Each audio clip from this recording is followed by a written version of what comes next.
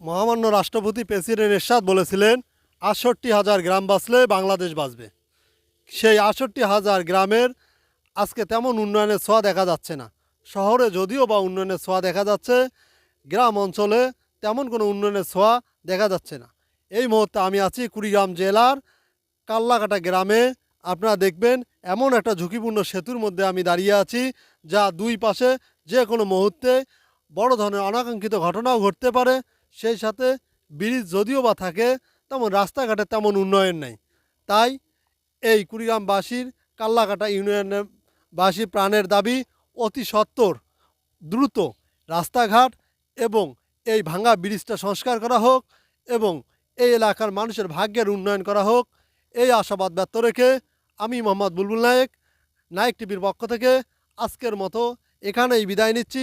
সবাই ভালো থাকেন, সুস্থ থাকেন, নায়েক টিভির সঙ্গেই থাকেন।